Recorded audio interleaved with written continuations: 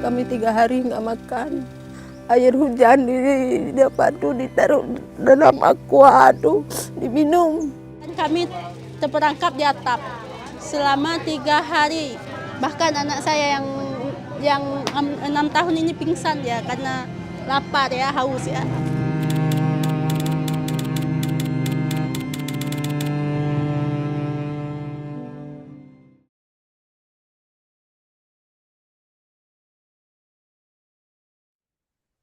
Krisis lingkungan telah menyebabkan bencana alam di Indonesia seperti yang kita lihat pada 2 bulan lalu di Pulau Sumatera, yang kemudian berdampak pada hancurnya tatanan sosial dan kemudian menyebabkan jatuhnya ribuan korban yang ada di lokasi tersebut. Tentu hal ini tidak bisa dibiarkan terus-menerus terjadi ke depannya, sehingga kita sebagai masyarakat Indonesia patut untuk berkontribusi di dalam menyelesaikan serta memitigasi agar bencana tersebut tidak terjadi lagi. Oleh sebab itu, di podcast Bela Negara pada siang hari ini telah hadir di tengah-tengah kita Bapak Imam Mahdi, dosen Fakultas Hukum Universitas Sriwijaya, Bapak Muhammad Frans Pancarenta, dosen Fakultas Ekonomi Universitas Sriwijaya, Ibu Sylvia Trihandayani, dosen Fakultas Ekonomi Universitas Sriwijaya, dan Ibu Almira Ulfa, dosen Fakultas Teknik Universitas Sriwijaya. Selamat siang Bapak Ibu semuanya. Selamat siang Mas Wildan. Selamat siang, Mas Wildan. Selamat siang, Mas Wildan. Semoga Bapak Ibu dalam keadaan sehat walafiat. Amin ya Rabbal Alamin. Baik, Bapak Ibu sekalian.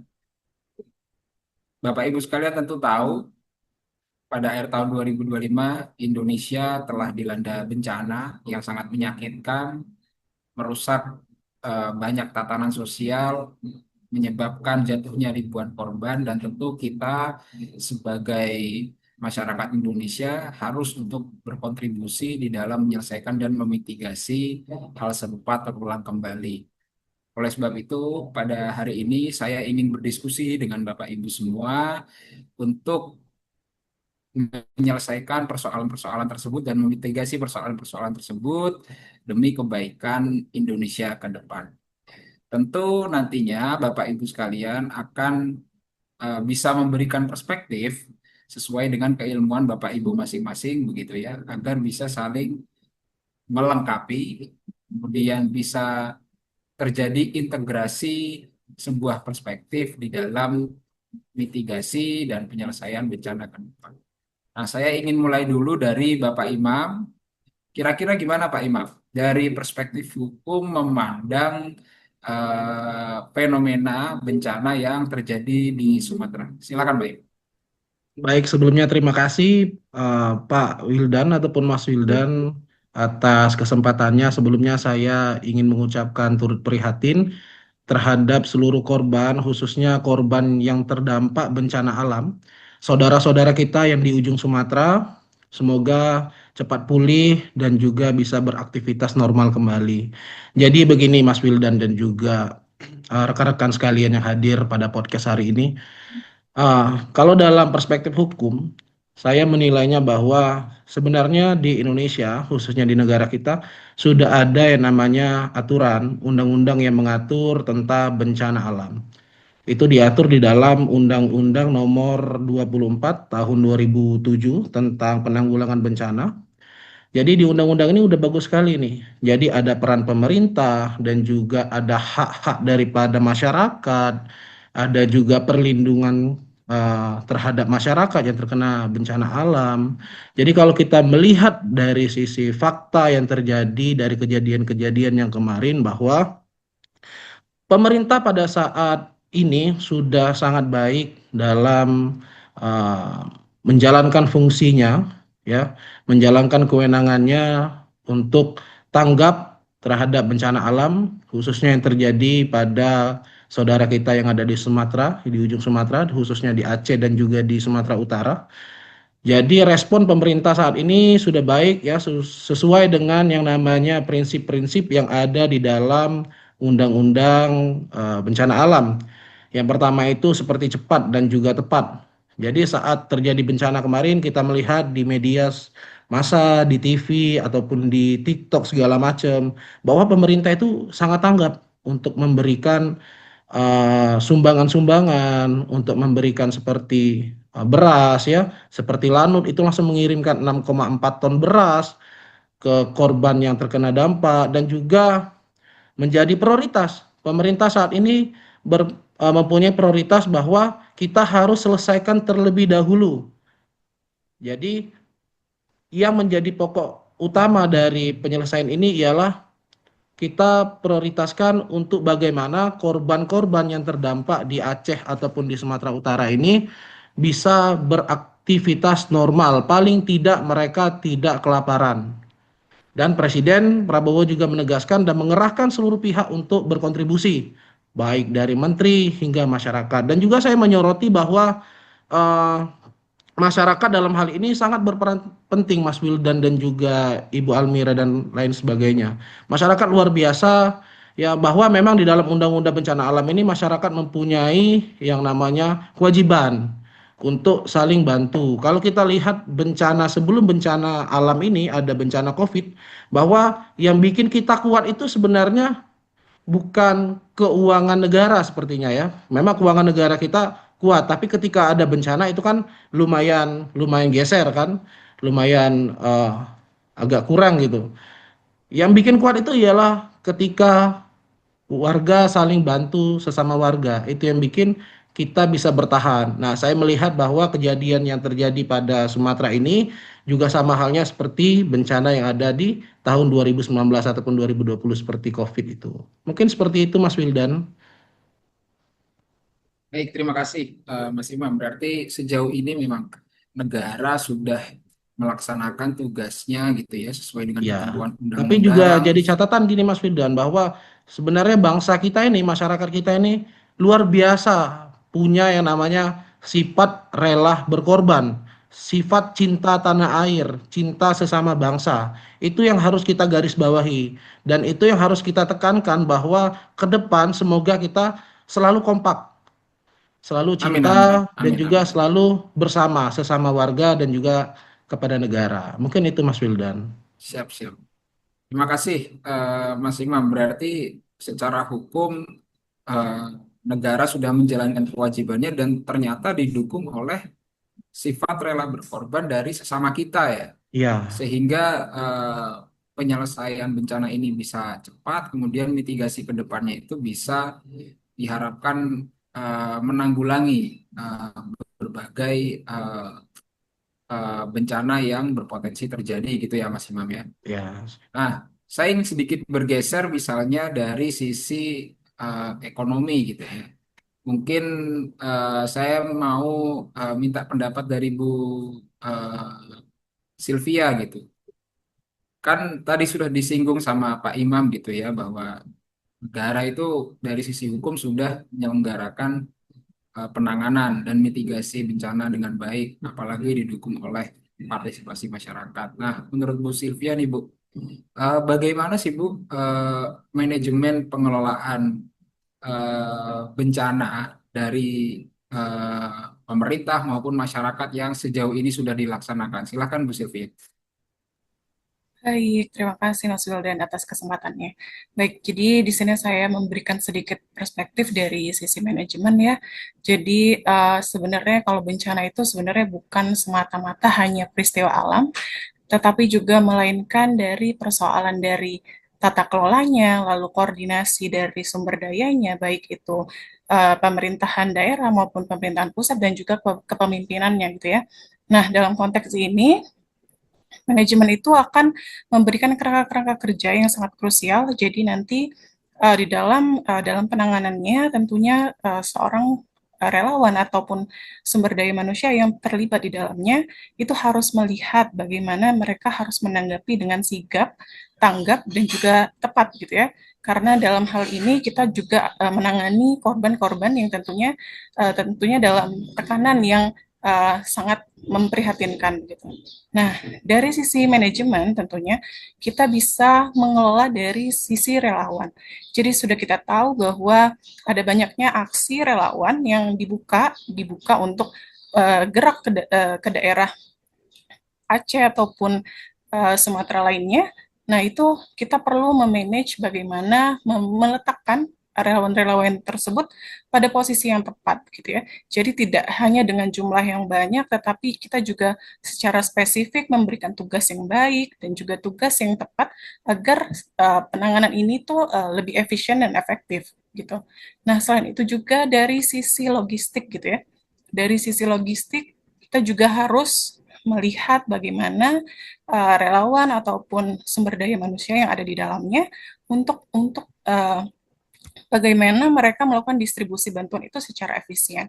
Jadi tanpa mereka melakukan manajemen operasional, tentunya bantuan-bantuan dari banyak masyarakat Indonesia tentunya itu akan menumpuk gitu ya. Jadi kita sudah banyak ada berita gitu mengenai bantuan-bantuan yang sudah ada di tempat di lokasi gitu ya, tetapi belum tersalurkan. Nah, ini kita masih butuh bantuan dari relawan tersebut untuk bekerja sesuai dengan job desk mereka, lalu dengan sigap gitu ya untuk menyalurkan bantuan-bantuan tersebut agar tidak tertumpuk gitu. Karena dengan adanya bantuan tertumpuk tidak tersalurkan, maka kondisi korban makin memprihatinkan seperti itu ya.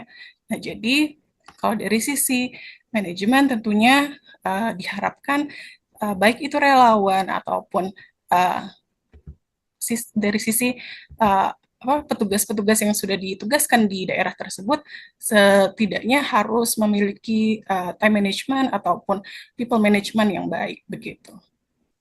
Baik, terima kasih Bu Sylvia. Berarti kata kuncinya adalah saling koordinasi, kemudian bisa pemerataan distribusi bantuan gitu ya, sehingga semua yang terdampak itu bisa terjamah oleh bantuan-bantuan yang disediakan oleh pemerintah maupun oleh relawan begitu ya Bu ya. Iya, betul banget Mas. Jadi Baik. kita tadi relate banget sama Pak Imam tadi disebutkan bahwa Indonesia itu orang-orangnya tuh sangat manusiawi gitu ya, humanis gitu ya. Nah, tapi juga harus dipikirkan bagaimana cara memberikan saluran tersebut dengan cepat, tanggap, dan tepat gitu ya. Jadi kita pengalokasian baik itu dana dari pemerintah secara langsung ataupun bantuan secara moral maupun materialnya itu bisa tersampaikan dengan baik gitu. Oke.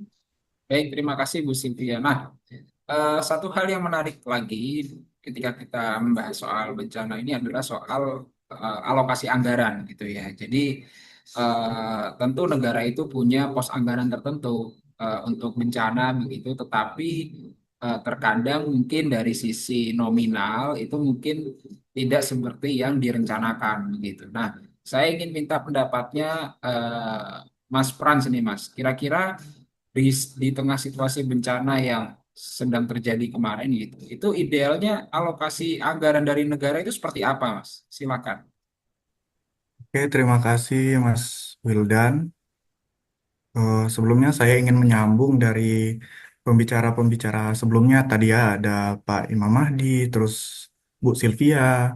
Pak Imam Mahdi sudah membahas tentang undang-undangnya. Sedangkan Bu Sylvia sama-sama dari ekonomi kami, tapi Bu Sylvia lebih membahas tentang manajemennya, bagaimana menempatkan seseorang dalam posisi yang tepat dan tugas yang tepat. Nah, di sini saya menindaklanjuti pertanyaan dari Mas Wildan. Saya akan menjawab lebih dari sisi akuntansinya atau anggaran yang seperti ditanyakan oleh Mas Wildan tadi. Pertama, saya akan membahas tentang akuntabilitas dan audit logistik untuk bencana-bencana atau kemanusiaan. Saya ingin menyoroti pentingnya data. Akuntansi itu harus memastikan bahwa bantuan itu disalurkan tepat sasaran dan jumlahnya sesuai dengan kebutuhan real yang ada di lapangan. Nah, biasanya ini sudah ada pos-pos dari pemerintahan untuk bencana atau kebutuhan mendesak lainnya. Nah, itu kita harus tahu jumlahnya dan disalurkan di posisi yang tepat juga. Jangan sampai perhitungan itu tidak tepat dan akhirnya biaya membengkak sehingga anggaran yang dikhususkan untuk bencana itu habis dan memakan atau memanfaatkan anggaran dari pos-pos lainnya. Nah, tanpa pencatatan yang akurat, sumber daya yang terbatas bisa terbuang sia-sia dan tidak merata distribusinya.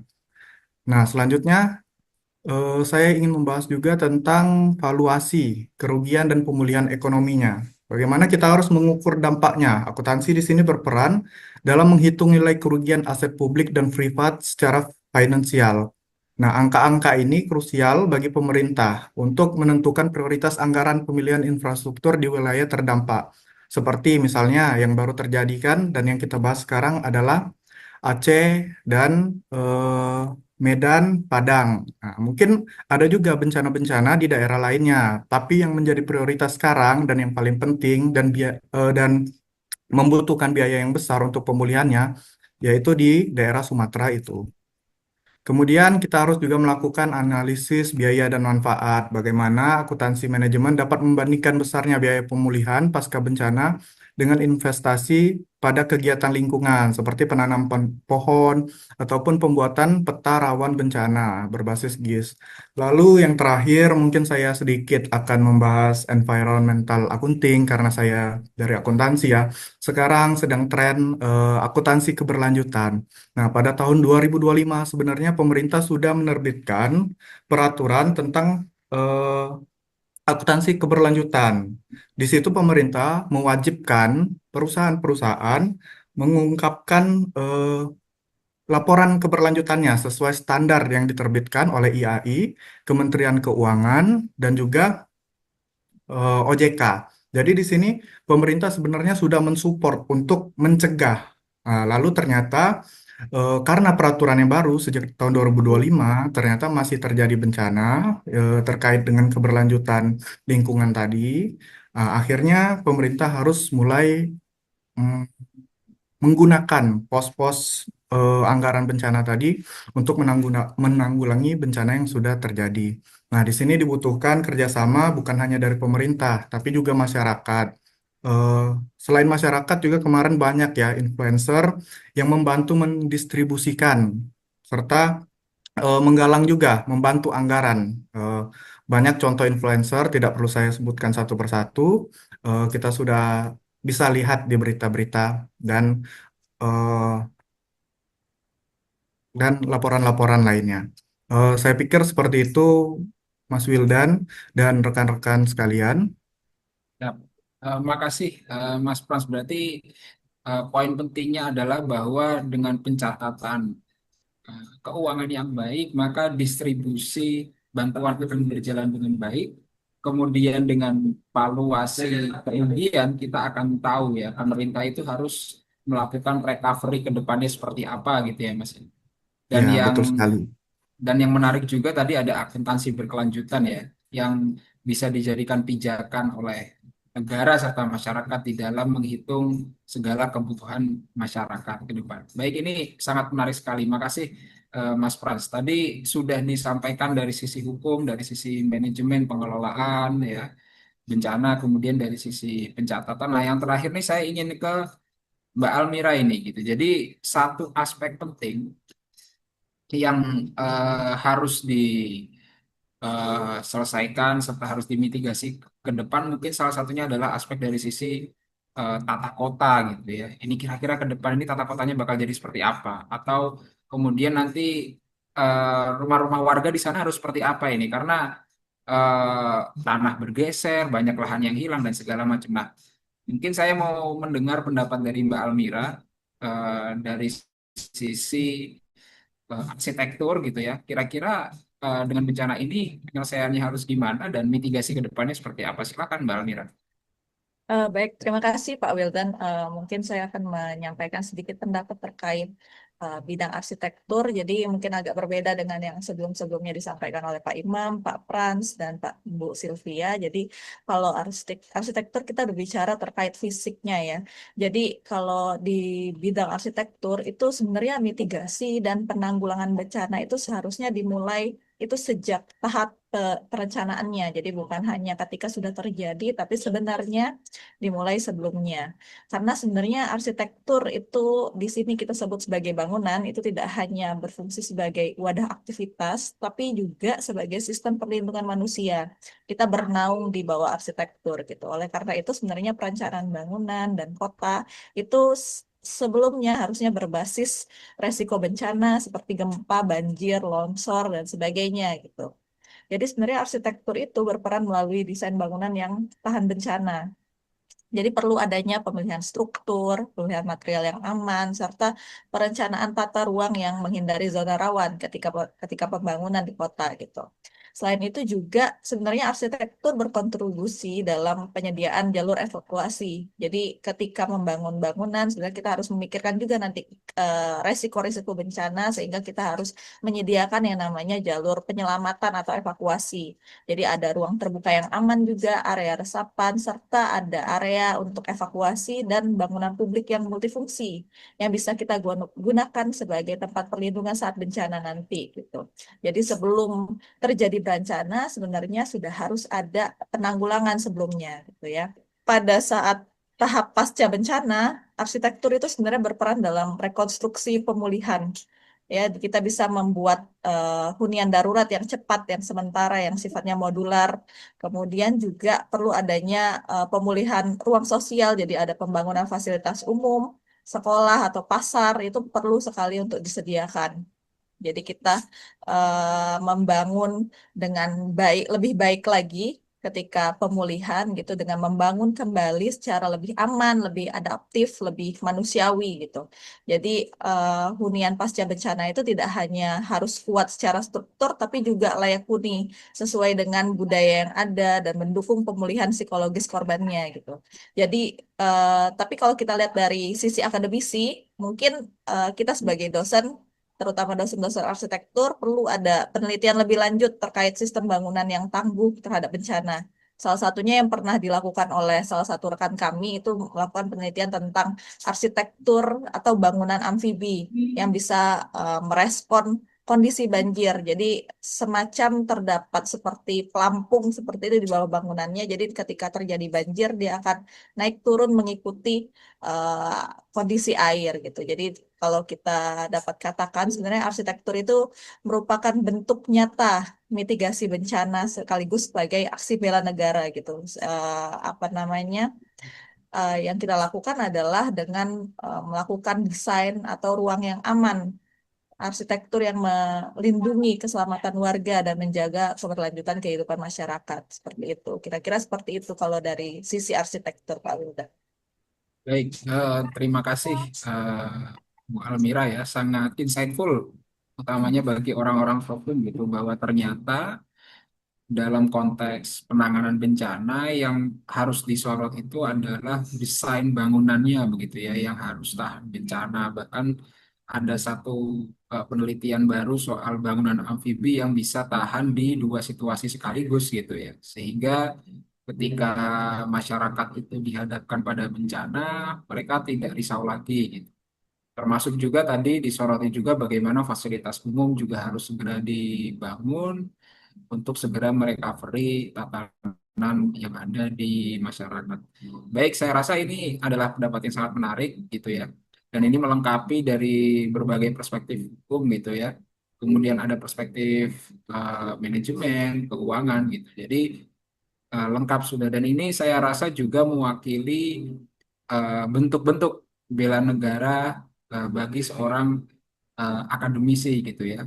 Kita melaksanakan hukum untuk penanganan bencana, melaksanakan pengelolaan eh, apa namanya, kita melaksanakan manajemen pengelolaan bencana dengan baik, mendistribusikan secara rata sesuai dengan peran-perannya, kemudian mencatat seluruh distribusi bencana, gitu, menghitung segala kerugian dan eh, menata ulang gitu ya bangunan-bangunan pasca bencana. Ini adalah bagian dari bela negara kita, kecintaan kita terhadap negara kita, yaitu Negara Kesatuan Republik Indonesia.